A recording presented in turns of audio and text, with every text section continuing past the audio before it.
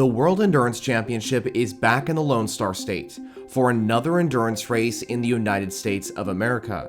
Surely the 2024 edition of this event will be spectacular, with a healthy grid size in both Hypercar and LMGT3. But for this video, I won't be talking about the upcoming race. Instead, I'll be breaking down the WEC's latest trip here many years ago.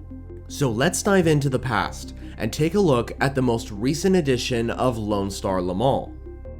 To understand the last WEC event at COTA, it's key to remember that there have been multiple editions of Lone Star Le Mans. So far, the WEC has raced at the Circuit of the Americas a total of 6 times, with the first event held in 2013, and it was won by the number 2 Audi of Tom Christensen, Alan McNish, and Loic Duval.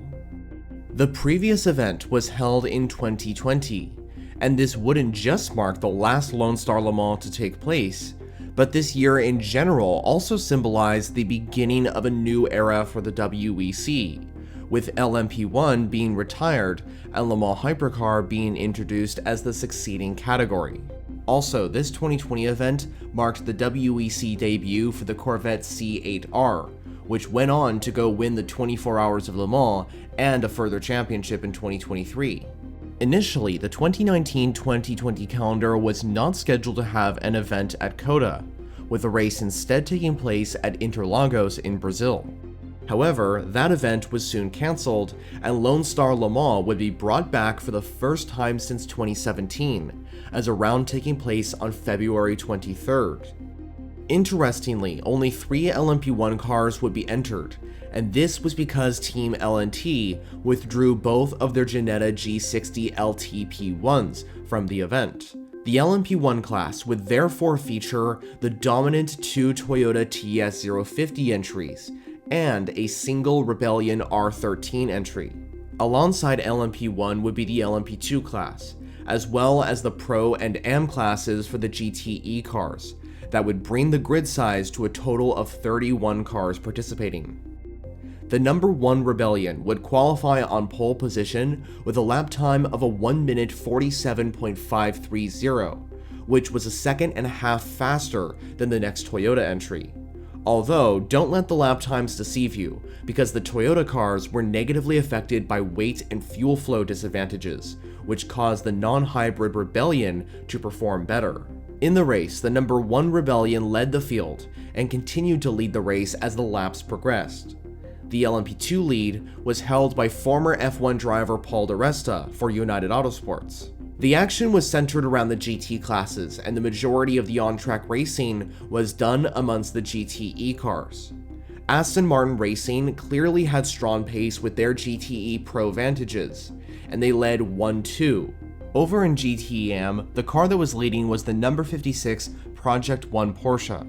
But about halfway into the race, there was a fierce battle involving multiple cars for 3rd position in class, with the number 90 TF Sport Aston Martin holding off the 2nd Project 1 Porsche, the number 57 car. The battle also involved 2 Porsches and 1 Ferrari from the GT Pro ranks, and soon after, the race-leading number 1 Rebellion joined the fight, just proving why endurance racing is so special. By the way, the driver that was in the number 57 Porsche at the time was home hero Ben Keating, who was looking to get both Project 1 Porsches into the top 3. Eventually though, Porsche would lose the lead in GTEM to Aston Martin, as at turn 1 the number 90 TF Sport entry would take the lead more than halfway through the race. Unfortunately, later on in the race, that wins number 57 Porsche, which was battling for the podium earlier, would suffer a gearbox issue, costing the car multiple laps in the garage, and it would eventually finish last in the race. Back up at the top, besides the swap between the 2 Toyotas during the race from their qualifying positions, the LMP1 class would feature little action, and Rebellion Racing would dominate the entire race at COTA. But considering there were only 3 LMP1 cars at the event, and the difficulties the Toyotas were facing, it's no wonder why the top class was uneventful.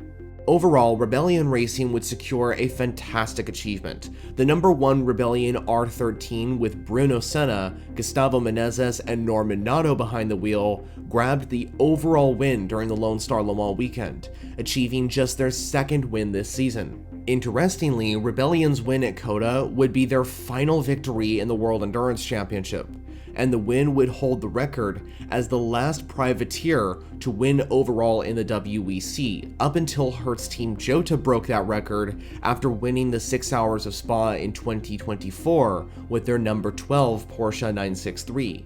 The LMP2 win for this race would go to the number 22 United Autosports entry, as Paul di Resta, Felipe Albuquerque, and Phil Hansen dominated this event to win their class. There was actually quite a few dominant runs to victory in this race, as in GTE Pro, Aston Martin dominated with the number 95 car, driven by Danish pair Nicky Thiem and Marco Sorensen. Meanwhile, victory in GTEM was also won by an Aston Martin, as after its move on the Porsche for the lead, the number 90 TF Sport entry would go on to win, driven by Jonathan Adam, Sully Jolich, and Charlie Eastwood. It's true that the 2020 Lone Star Le Mans was definitely in a different era of the WEC compared to where the championship is now in this day and age. And the fact remains that that 2020 event was indeed the last ever edition of the WEC race at Circuit of the Americas. And now, after 4 years away, it's time to return. What did you think of the WEC's last trip to COTA in 2020? And are you excited to see the venue back in the championship for 2024 and beyond? Also, let me know what you think of these deep dive recaps of past endurance races. I'd be interested in doing more of these to explore the history of events heading into their present day forms. As always, let me know what you think in the comments. Thanks for watching. For more content on endurance racing such as the WEC and IMSA, consider subscribing if you haven't already. On screen, you'll find some suggested videos to watch next. For now though, that's it for me. You'll hear from me next in the following video.